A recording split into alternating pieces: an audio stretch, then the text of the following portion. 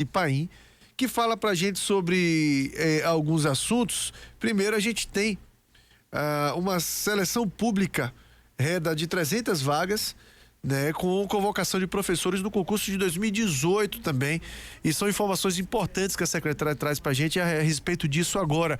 Bom dia, secretária. Bom dia, Fernando, você e todos os ouvintes do seu programa. Parabéns pela audiência. Obrigado.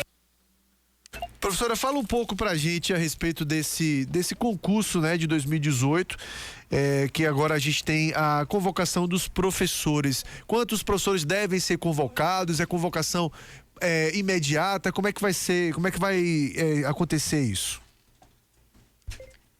Bom dia mais uma vez.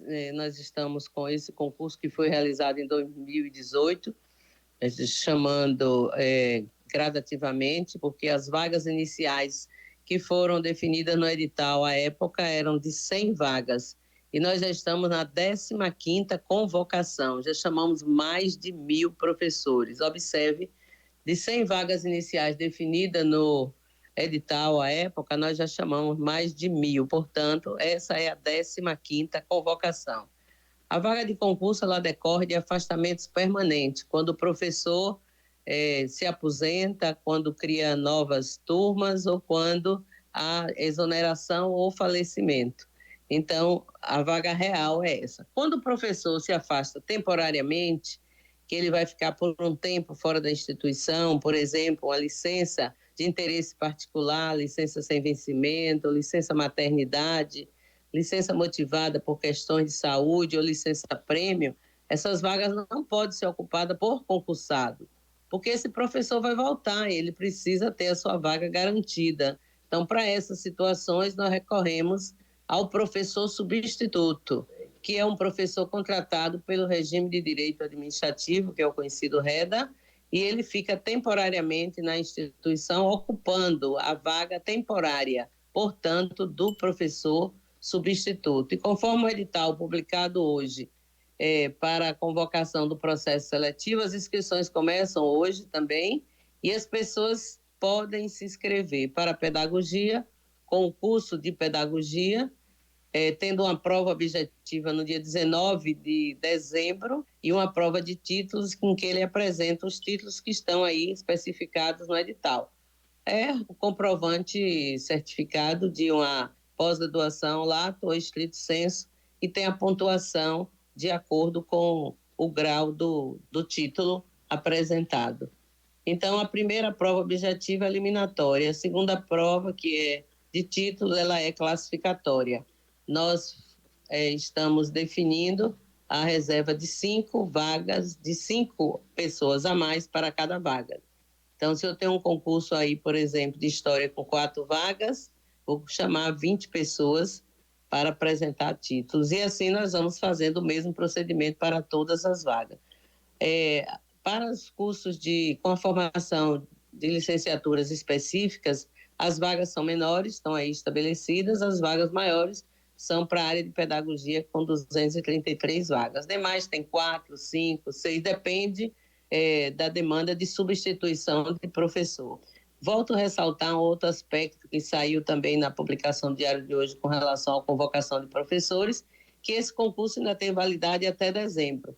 Eventualmente poderão ser chamados outros, mas agora são aqueles com as vagas de aposentadoria que nós temos disponíveis e também respeitando o direito que tem da aprovação, porque já é a 15ª chamada que o governo municipal vem fazendo, vem realizando. Professora Anacy Paim, a gente tem nesse mês de dezembro, né, tradicionalmente, praticamente o ano letivo fechado. A gente sabe que a gente não tem um ano normal por conta da pandemia. O ano letivo vai entrar para o comecinho de 2022, mas que balanço que a senhora faz nesse momento do ano letivo 2021, desse ano educacional 2021, com todos os desafios que a pandemia nos impôs? Nós vamos terminar o nosso ano letivo em 31 de janeiro de 2022, conforme calendário aprovado.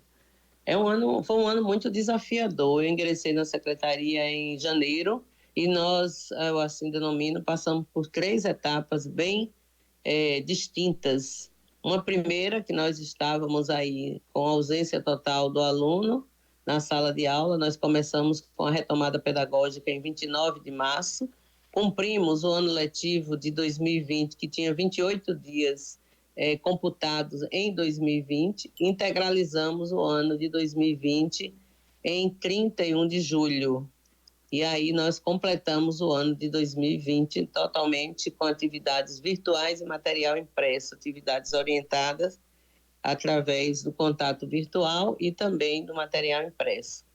A partir de 23 de agosto, nós iniciamos o ano letivo de 2021, com o chamado híbrido, mantendo o mesmo formato das atividades até então implementadas, com atividades virtuais, material impresso, e incrementamos aí a TV, veiculando as aulas que antes estavam sendo veiculadas somente pelo YouTube. Nós começamos através de 2 canais de TV contratado aí, através da TV Bahia pela repetidora local da TV Subaé, e o 10.2 e o 10.3 passaram a ser inseridos em nossa programação de atividades. A partir de 16 de novembro, nós começamos uma outra fase, a terceira fase, que foi do momento presencial. Para aquelas unidades escolares que já estavam no híbrido, passaram, portanto, para o presencial na sua grande maioria, ou aquelas que não tinham nenhum impedimento ainda de alguma adaptação na sua estruturação interna. Então, têm sido momentos muito desafiadores, mas eles terminam sendo vencidos por uma equipe de gestores muito competente e comprometida que a rede dispõe, professores muito engajados, com um compromisso político-social importante.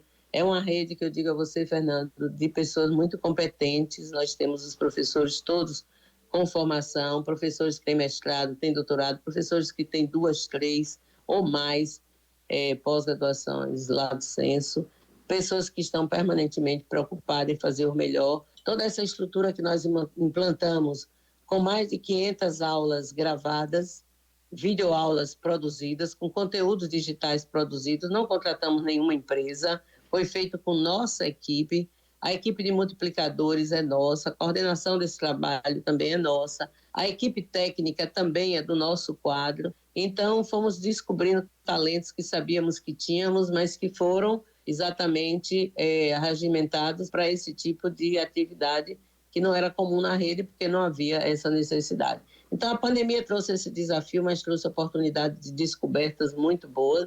As famílias se viram com um papel que tinha sempre de preocupar-se com a formação, com a escolaridade do seu filho, mas a escola, durante um período, passou a ser a residência do aluno, a família passou a ter a necessidade de um acompanhamento mais próximo, tanto para a retirada do material impresso como para a sua devolutiva.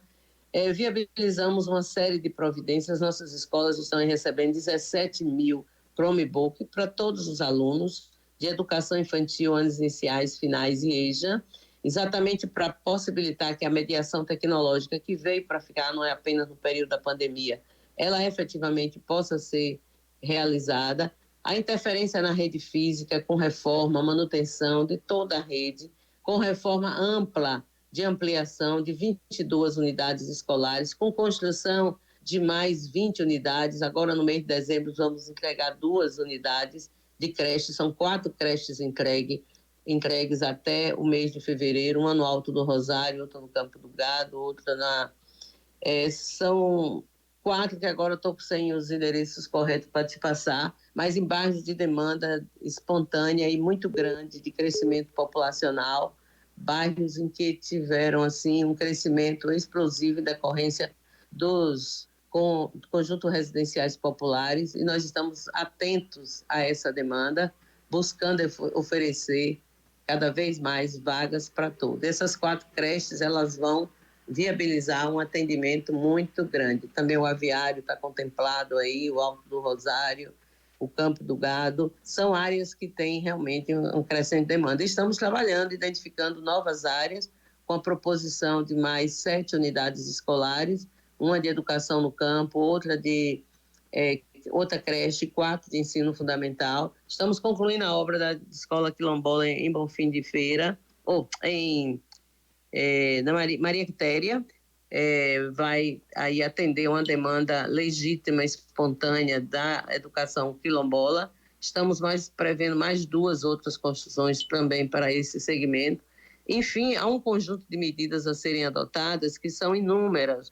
Providenciamos kit de material didático para o aluno, evitando que as famílias tivessem um dispêndio financeiro com o custo desse material, merenda escolar de qualidade, essa semana inclusive distribuindo carne bovina, charque, que eles utilizam muito para algum tipo de preparo. A merenda nossa, a alimentação escolar nossa, deixou de ser lanche, passou de ser refeição completa mesmo. É uma comida de verdade, é feijão, arroz, macarrão, com carne, com ovos, enfim.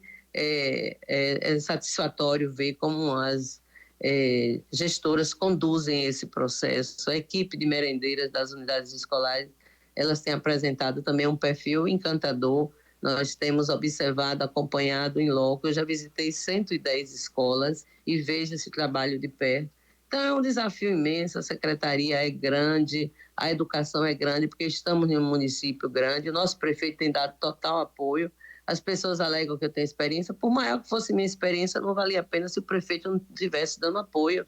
Então, tudo que é apresentado, quem autoriza é o prefeito, e ele é sensível às questões educacionais, tem atendido o que é considerado prioritário, e nós estamos caminhando em frente. Esses professores agora convocados atendem uma demanda de afastamentos permanentes que nós tivemos, e o REDA vai, como eu disse, possibilitar o substituto. O substituto é efetivamente temporário, ele não repõe vaga de concursado.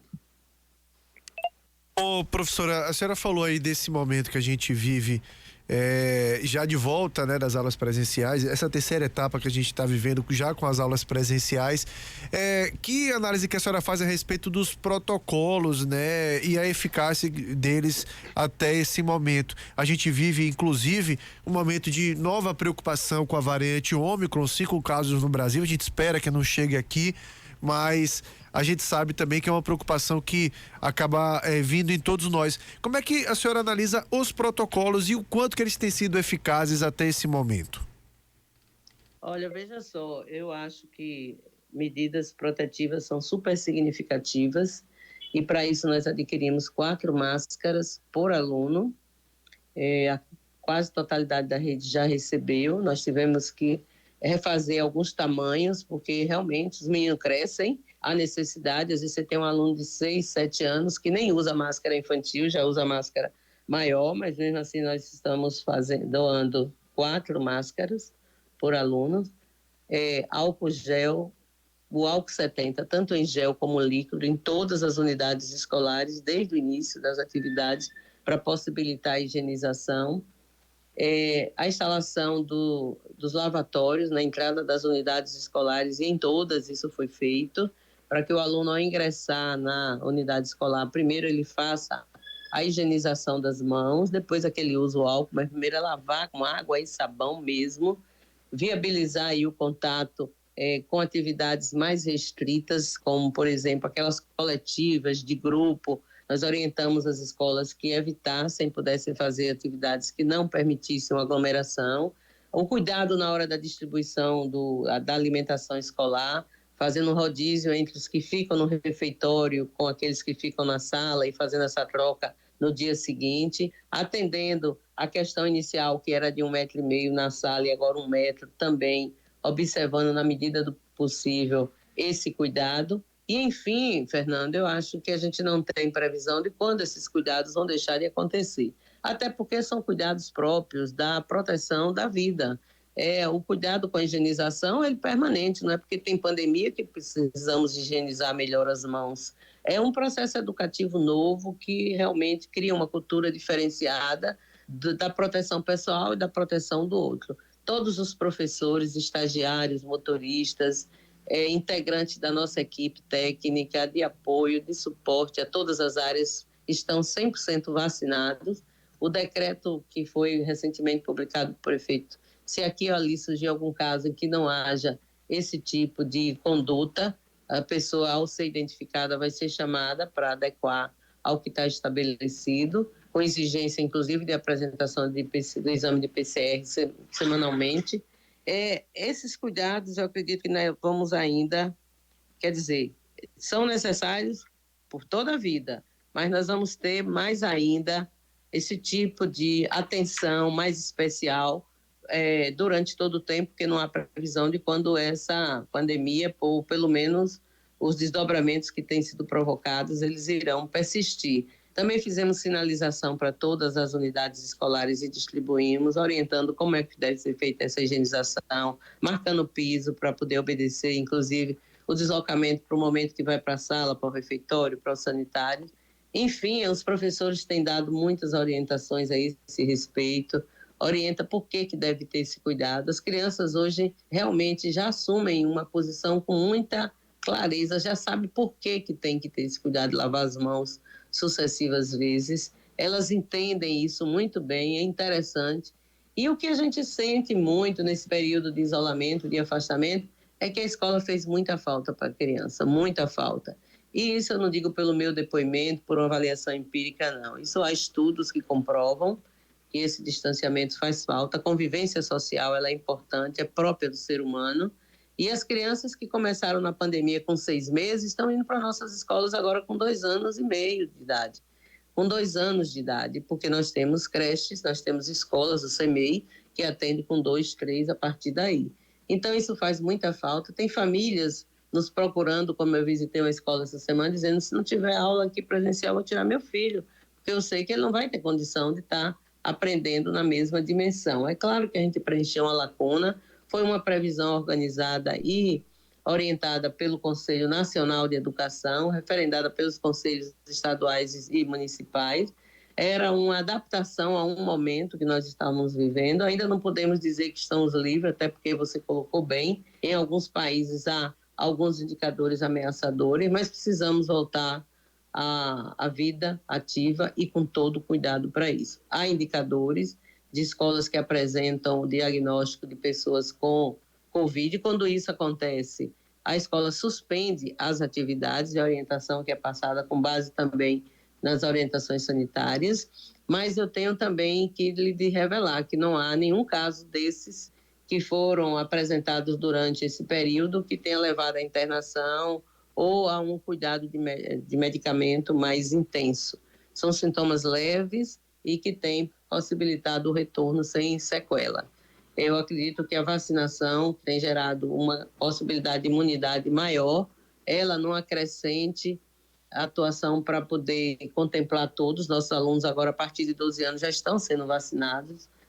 A partir de 12 anos de idade, todos eles estão sendo vacinados, e isso faz com que haja uma proteção maior. Pelo menos os danos da doença, que anteriormente eram muito mais intensos, eles não venham ocorrendo. A prova é aí, a própria cidade, que já diminuiu o número de leitos hospitalares específicos através do hospital de campanha, e os indicadores também, com índices fatais, eles deixaram, não estão existindo, acho que mais de 16 dias. Isso dá uma segurança maior, mas não evita, não inibe a necessidade do permanente cuidado. E a escola é o local privilegiado para isso.